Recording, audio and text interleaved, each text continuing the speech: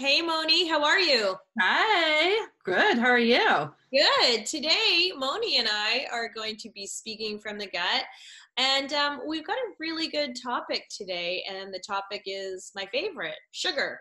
Sugar, which I can't stay away from, and it's stopping me from achieving any potential weight loss goals. I also think it makes my kid batshit crazy. So Let's just be honest, right? let's just be honest. So, Moni, I'm excited that you and I are having these conversations. Moni is a functional nutrition and fitness expert working with women in their 40s and 50s to help them rev their metabolism and lose the fluff, which I call fat. So, Moni, I want to ask you some questions today because I'm curious. I know that, gut health is so important to understand when Mhm. it comes to just like balancing our bodies and being at our best, energy wise and health wise. But sugar is everywhere. And I know this because I tried to do keto for a few weeks, and hidden sugars, oh my God, they're planted everywhere. Like, like we can't get away from it, even in peanut butter. So actually, even in raw nuts, I pick up raw nuts and there's sugar in there in a raw nut. How is there Said sugar? that last week. That was crazy. I was actually looking at raw nuts in the grocery store to see. And was I right? I didn't see it in the ones that I found, but it wouldn't surprise me because it's really funny now how marketing, food and label and marketing, they're getting really savvy on how they have to, how they label their foods. Right. And with the whole DV percentage, like our daily value and our intake and everything like that, that's on our label. That's why I always say labels are great, but look at the ingredients. Yeah. Anything that has that OSE, the OS, that's a sugar. What's Like, for OS? example, lactose in our milk is a sugar. Oh God. Okay, so what's OSC? OSE, anything that, so like fructose, sugar, Oh, lactose, ghost. sugar, Like OS. glucose, sugar, OS, OS. Okay. So the problem is then, like, if I were to try to reduce sugar or get rid of it, I mean, the first place I should probably look is my coffee or tea. And I have replaced sugar in my tea with honey. I cannot do it in my coffee. I hate sweeteners. They all have an aftertaste. I don't like them. I'm not going to be able to do it. Mhm. But it's not just there that that getting rid of sugar is damn near impossible. It's grocery shopping in general. So, like, am I having a craving for sugar, or is there something else going on I don't know about? Like, what's happening there? Big question, but let's start first with the types of sugars out there. So you have your natural sugars and then you have your processed sugars. Right. So, and I think a lot of people get convoluted because they're like, sugar's bad, sugar's the devil, sugar's all these things. And I think about, talked about last week, sugar is actually our cells and our brain's most preferred source of energy. So when it comes in that natural form, like a fruit, fructose, it Mhm. actually has vitamins, minerals, and the big thing is it has fiber, which helps slow down that release of that blood sugar spike that we get from consuming sugar. Where sugar becomes the devil is in the excess, obviously, and the delivery system. So in the processed foods, in the high sugary foods. But like you've learned, we have to be very savvy as consumers now because a lot of these healthier foods that are coming on the market still have to taste good because Yeah. they want consumers to buy it, Well, yeah. right? And we've So got to they're sell going to our be kids putting on this. Right. So they're going to be putting in sugars in there. And even though you might not see sugar as one of the first three ingredients on the ingredient label, it might be 6, 7, and 8 in there. So they're very sneaky about getting it in there. So we just have to be very conscious of our natural sugars versus our processed sugars. Okay, so can And I ask you a quick question? sure. So my mom is type 2 diabetic, and so I learned a little bit, way back when she was diagnosed. And what I learned then is if the first three ingredients are sugar, if one of the first three ingredients is really high in sugar, if it goes down in the list of ingredients, like you were saying, like maybe it's number 6, 7, or 8, Mhm. it's still there. It's just not the predominant ingredient. Is that right? Or has that been changed with some? No, that's exactly right. But be conscious that it's accumulative. So even if you just have sugar as ingredient 6, 7, and 8, you add that together, and it could be number one. See, that's how it gets a little savvy. Oh, okay. Right? Because they'll list out the different types of sugars in there. But Oh, okay. They break. right? So if you accumulate those ingredients into one bulk, it's still sugar. It could be maybe one of the top three. So if you add like the fructose and the glucose and everything together that are 6, 7, and 8, you're actually like, holy cow, that's like a big number one. Cane sugar in there, that's a big one. The coconut sugar even's now a big one. Right. All that molasses, brown sugar, anything. So they don't have to list them together as a sugar. They'll list them as separate ingredients, but together they still. That is super good intel. I had no idea. Okay. Yes. I hope everyone's listening to that, because that one, I always thought I was like dodging a bullet when I would pick up something and sugar was like 5 or 6 or even way down. I'd think, oh, they've actually done some good sleuthing here, but maybe not. Yeah. Obviously. We have to become label readers to really get conscious of our sugar intake, because I think gone are the days, and I've had clients numerously come to me and say, well, I don't have a sweet tooth. I really don't, maybe carbs. Carbs is glucose. It's yeah. Yeah. So I call the sugar challenge, which I will give to your readers and your followers. It's a free day, free sugar challenge. But in that document, I talk about my client, Maggie, who said to me, she's like, I don't like sweets. I don't eat chocolate. I don't eat the crap. But then when I dissected her day, she was consuming almost 3/4 of a cup of sugar. In what? Like if she wasn't eating sugar? So for example, she would have a bagel with cream cheese for breakfast. And then for lunch, she would have her salad with like maybe some croutons in it, and then a side, whatever. And then dinner, she would have her salad, but then she would have some pasta and, some veggies on it with some chicken. So what we would think is like healthy meals, there's all these different hidden sugars, right? Yeah, for sure. And I think what I try to explain to people about sugar is like, let's not be anti-carb, anti-everything, but let's talk about, I can speak on a Monday, where those cravings and sugar come into play in our lives, right? Because a lot of times it's habitual, a lot of times it's emotional, and a lot of times we just don't know. We go for that craving because we're stressed out and etc. right? Yeah. And so the stress part is a big part of it. So if we've had a really crappy day or things just aren't going our way, we want that Ben and Jerry's, right? We crave it, we go for it. And brownie overload. Yeah. Exactly. And that goes back directly to our conversation last week with the gut. Because what happens is that sugar not only is feeding all that bad bacteria in our gut, right? Not the good bacteria, the bad bacteria in our gut. But it's also, remember that serotonin, that feel-good hormone that's 90% developed in our gut. So we're having that piece of chocolate or the Ben and Jerry's, our serotonin goes, oh, this is amazing. But that bad sugar is causing inflammation in our system. What's not being used for our cells in our liver stored as fat.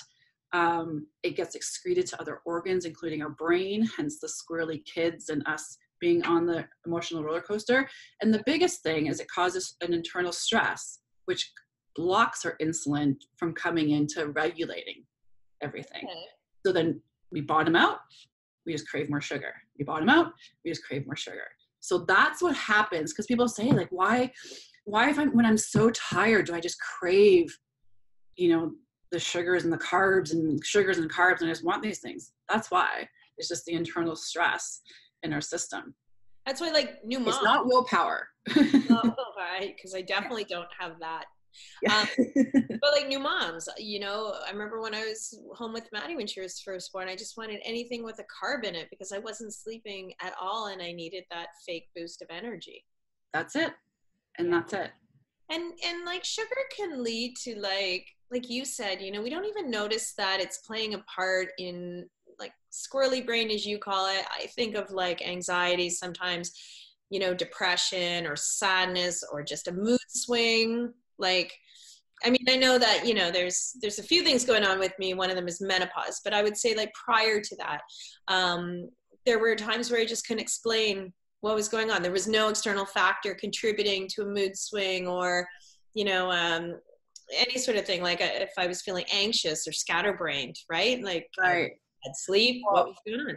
Here's the thing too, that a lot of people don't know. So again, going back to last week with our gut and our liver and how everything's sort of going through those channels.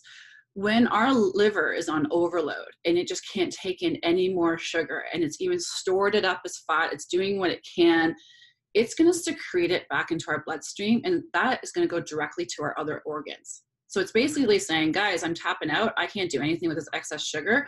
I'm going to give it to you. One of those organs is our brain. Yeah. So you get that whole access thing with their gut too and everything. So that's why a lot of research now is showing that they're calling Alzheimer's almost a type 3 diabetes. Really? Yes, because there's such an effect on our brains from this excess glucose coming to it. And like I said, our brains want it because your brain triggers your gut to say we need energy. So then you start things and your mouth starts watering when you smell like hot crust buns and all these things. Everything interplays together. So when you get that excess glucose into your brain, then you get like the anxiety or hyperactivity. Like with kids, they get a little bit squirrely, right? Yep. It's just an overload because your liver just can't deal with it anymore. Yeah, and that's when they get like bouncing off the wallies, you know. And it's funny because like people will say, no, I don't think sugar contributes to a kid's energy or their mood, but it does. I mean, it's like we said, it's a false rush of energy too, right? Like we try not to give our daughter anything with sugar in it after she gets home from school, literally for the whole night. Like she can have some popcorn, but she can't have a sweet, and we don't have dessert with dinner generally as a rule, and we're not a dessert family. But my sugar problems, the thing is, I have a sweet tooth, but it doesn't rule me. Like I'm not somebody who always needs to have chocolate on hand. And so it's a bit depressing because if I had a sweet tooth and I always had to have chocolate, I could just cut out chocolate bars and my problem would be solved. My problem is that I'm finding the sugars in places that I thought were healthy foods. You know, sure, I mean, there's more in carbs, like, and especially I love root vegetables, but like I said, I'm talking about a simple peanut butter, or I stay away, my husband and I, as a rule during the week, stay away from carbs like pasta, rice, and breads. But you think you're doing yourself a good job by doing that. And then you realize when you look at all your foods, salsa has sugar. Like everything has sugars. So like you said with your friend in this challenge, the 1-day challenge, like people are going to be surprised where you're going to find sugar, because anyone who's gone through keto or is diabetic, they know that there's hidden sugars everywhere. Like I think even on keto, I learned balsamic vinegar, like nothing was safe. Nothing is safe. It is crazy. And I think it comes back to really focusing on eating real food, eating that whole food. Because even you mentioned root vegetables, yes, they do have a high sugar content. Yes, they may be higher on the glycemic index scale, but they have those, you know, those phytonutrients, the vitamins, the minerals, the fiber to slow down that release of glucose in our system when the processed stuff does not. Peanut butter, I think, is a big one for a lot of people. Like turn over your Skippy peanut butter jar and read the ingredients. Oh, no, and it's peanuts and then sugar. Yeah. Because they want to make it taste good. Right. So, and natural peanut butter tastes like crap. With no sugar in it, tastes like crap. Not gonna lie. We're almond butter. We do almond butter a lot. Yeah. Almond butter. Yeah. Almond butter. Okay, I'll try it. Try it. It's a little bit, it's not as like dry tasting, I would say, as the raw peanut butter. It's a great healthy fat. And I remember those healthy fats are so important for us to regulate our hormones, regulate our blood sugar. Mm-hmm. That's what we want to pair our sugars with. If we are having some kind of sugar, we always want to have some kind of healthy fat with it as well. Yeah. I have a fat bomb recipe that I'll share with you and your readers. That's amazing. If people love Reese's peanut butter cups and chocolate. Yeah. This is like amazing. Do you have a fat bomb with sugar-free with marshmallows in it? Not yet. We're working on that. Hey, another big source of sugar, my friends, wine. Wine is big. And I get asked because I work with a lot of women in their 40s that are like, Moni, like my booze, like my wine, and so do I, as we know. I think I've had a few nights with you. Yes. Talking about so we just have to be conscious. So I always guide people. Now the LCBO here in Canada actually labels the grams per liter of sugar in wine. Right. You actually see it. So when you're looking at reds, I always like 4 grams or less. Okay. If you're looking at whites, around 8 grams or less. And then rosés would be about the same thing. Your Malbecs are very common being low on the sugar scale. Your California Cabs can be a little bit higher. So you just get to look. You'll see. I found a rosé once at the LCBO, the liquor store here in Canada. I found one, and it was a rosé with 78 grams per liter. I was like, in a bottle or a keg? Or in the whole shelf? You're gonna turn into a raisin.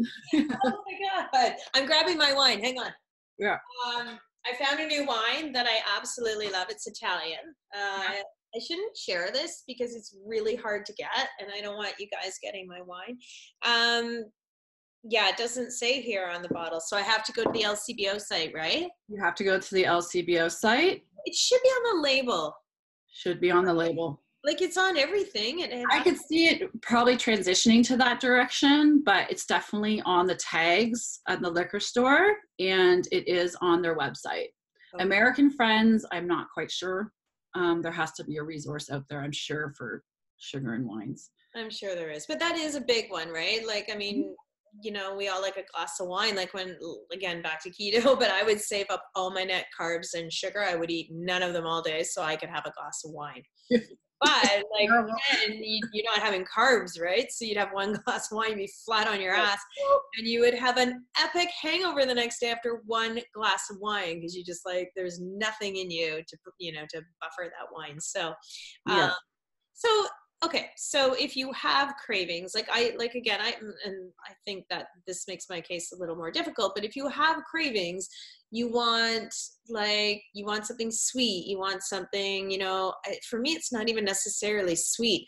I just want to have a fish taco maybe, but carbs in the shell, and there's sugar in the dressing, in the oh my God, so it's not even having a sweet tooth. When you crave sugar, you could just be craving food with that sugar. You don't even realize that sugar is in it and is, contributing to the flavor.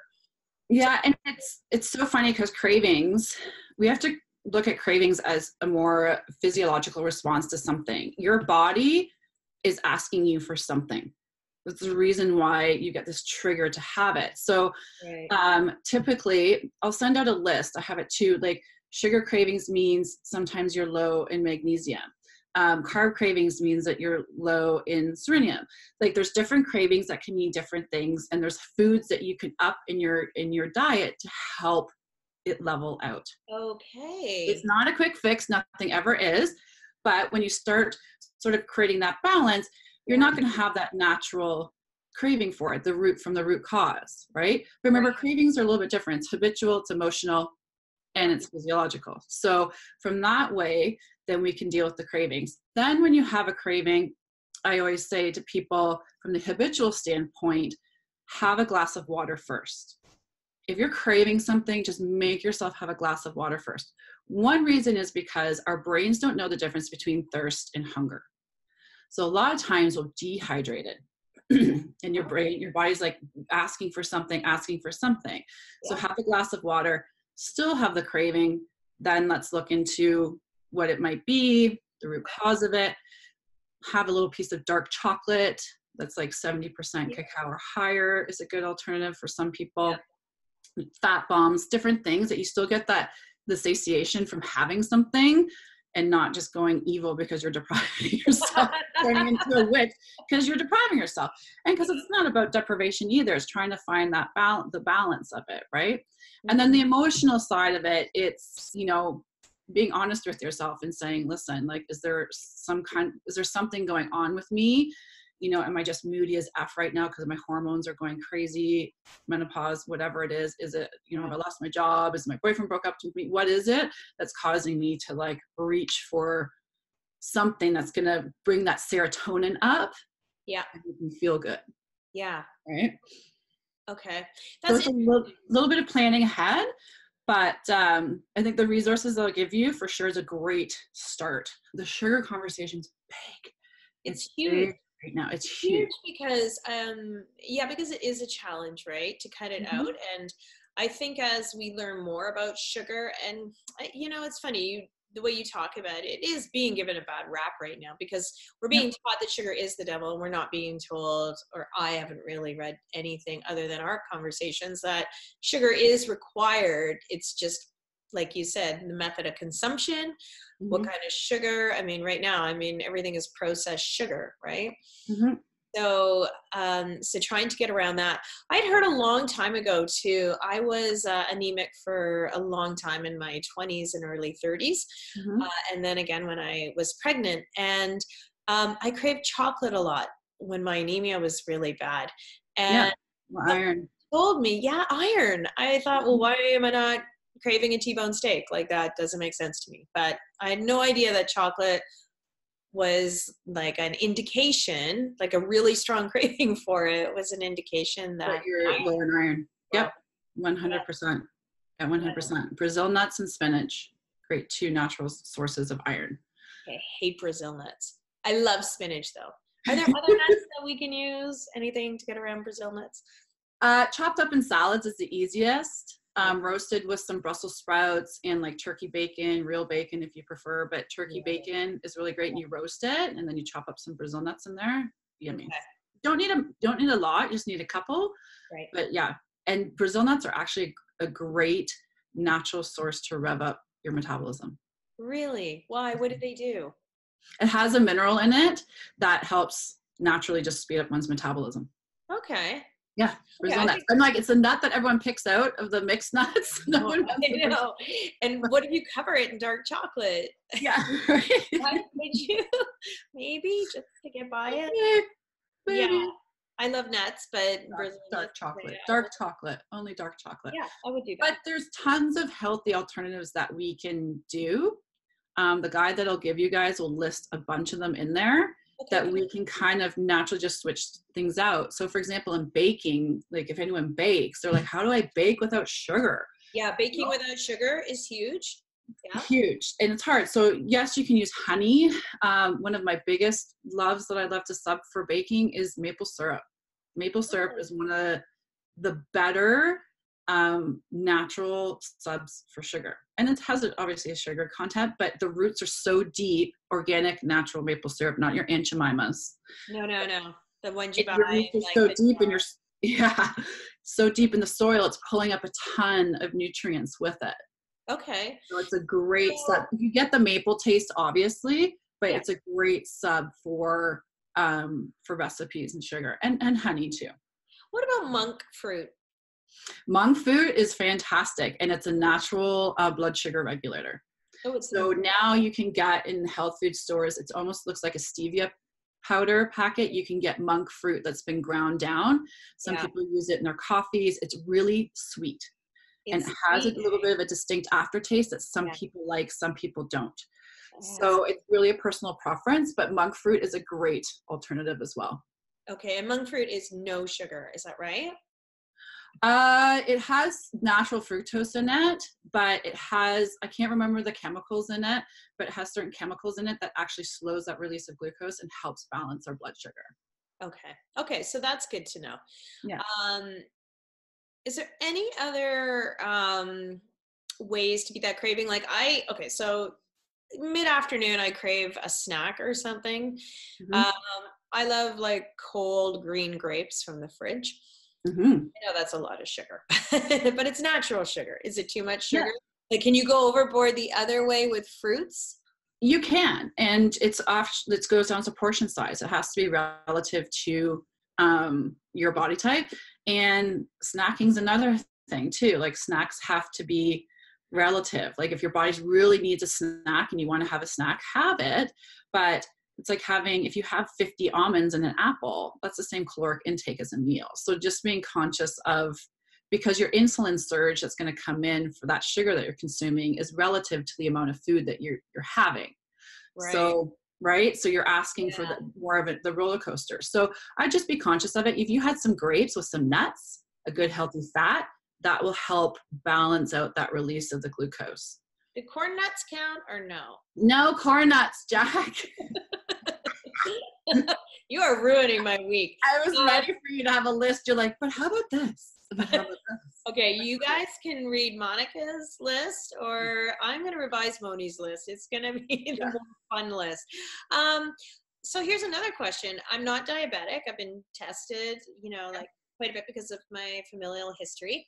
I did have gestational diabetes, but it's all gone. But every once in a while, and it happens so infrequently that I haven't honestly paid attention to what is surrounding this situation, but it happened to me last week where I had lunch, and actually I was at my parents' and I had a sandwich because we were going skating, and like they made me lunch. I don't normally have bread during the week. And after we came back from skating, I got the shakes. Have you ever had that where you feel really kind of lightheaded and shaky, and you try to eat something really quick, but you just really, you just do not feel good? What is that? Is that a reaction to lack of sugar? Is that I feel like that's a sugar related issue because it is. It's definitely an imbalance depending, I'd have to look at what you ate a couple of meals before, your stress levels, what's going on, but definitely to the sounds of it, when you bottom out like that, there's definitely an imbalance of what you consume to what your body actually needs for energy. Right. How quickly that got into your system. Yeah, that's true. Because when that happens to my mom, she goes quickly to, I think, a piece of fruit or cracker and cheese or something she was saying. Can't remember. Yeah, because that carbohydrate, that sugar is the most metabolic. Sugar's super metabolic, right? It just goes through our system really fast. And so that's why a lot of times people go for the orange juice or something like that to give them that boost to come up. But then the caveat is obviously you're going to get the plummet, right? Because it's highly metabolized. So that's why it's super important to have something that's higher protein, higher fat in there to get your blood sugar a little bit more stable. I was also wondering if that is because I've been so good all week, if on staying away from sugars. I generally stay away from sugar during the week, put honey in my tea, like I said, but do you think that could be a reaction to introducing and having 2 pieces of bread? That's kind of a lot of sugar when you haven't had anything all week. Does your body? It's exactly like the wine example you gave me, right? So especially if people are keto, and then that's why I really deter people that are keto from having those binge days on the weekend. 1, it's going to take you out of ketogenic state, but 2, your body's going to go oh, glucose, come to me, and just suck it up so quick. It's just going to throw, you'll get lightheaded, it'll throw you in a tailspin because it's trying to get to even out, and then all of a sudden, you gave it some fire, so it's just going to take it, and then you just bottom out afterwards. So it's very important just to if you're keto or not keto, it doesn't matter, paleo, whatever, is to keep everything as even keel as you can. Right. And so the worst sugars to stay away from are high fructose, and corn syrup is actually the devil. Pardon? Corn syrup is actually high fructose corn syrup is the devil because it's got double whammy. It's coming from corn, which we've all heard about genetically modified GMO stuff.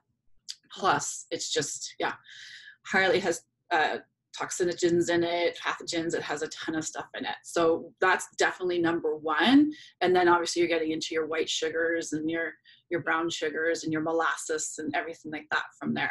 In that doc that I'll give to you guys, it has it all in there. We go from the good, the bad, the ugly, and alternatives that we can do for it. And I give you a cookie recipe that actually tastes good. Cookie recipe in addition to the fat bomb recipe? Yes. Okay, absolutely. Good. All right. I'm sure there's still some questions people have about sugar and how to moderate, how to get around, like we talked about the cravings, which aren't actually cravings, they're more needs. But so if we've got any questions from you out there, if you want to know anything we talked about today, if you want it clarified further, if you've got questions about different kinds of sugars and how they react, or recipe suggestions, share the recipe suggestions. We definitely want those, but send questions, because Moni and I are happy to have a look through what's on your mind and talk about it in an upcoming episode. Absolutely. Yeah. Anything else you want to say on the topic of sugar? No, just one day at a time. Sugar's an awesome in the way that the longer it's out of your system, the less it becomes a part of your system, meaning you get the less cravings, the less, yes. So, and it does come with a little bit of healing crisis, meaning when your body regulates, you get headaches, depending how dependent you are on sugar. Like if you're having 5 Dr. Peppers a day, which I've had a client that's had that, to maybe someone that doesn't maybe think that they have a sugar problem, but their moods are up and down and they're holding on to weight in their stomach area and they just want to even out. So depending where you are on the scale, but every day that it's out of your system, the easier and better it gets. It's kind of like giving up coffee or giving up alcohol or heroin. The thing, like the thing is, it does become easier and easier. And especially if you're, hitting perimenopause, menopause, where your body naturally comes to a grinding halt when it comes to metabolism, and we get that middle-age spread, we call it, right? And that's hell to budge. I think that's why keto is so popular, because you can quickly budget, even though I don't think keto for me is long-term. But I think, understanding that, like you say, the balance is more important, because I think when you go to something like keto or any sort of plan that quickly removes all that, it's really hard to do it. It's really hard to cut out all your sugars, all your carbs, fruits with carbs, veggies with carbs. And then you see the results, but then it's too hard to maintain for a lot of people. So then when you reintroduce those things to your body, you just go back to where you were. I love that. You look like that marshmallow man in the Ghostbusters. You blow up inflammation plus, which is going to throw your hormones in a tizzy. And your hormones don't want that. I can tell you that as someone who probably doesn't have any left. They didn't want to be thrown into a tizzy. They already had me doing that. So you really want to, I think, I like your approach. You really want to make sure you're balanced. You're not cutting sugar out altogether. You're using the healthy sugars. You're using them properly. You're combining your food groups, and you're giving your body a better balance. That's it. Yeah. You're super smart. That's why you're an expert. Next time we talk, I'll be 10 pounds lighter.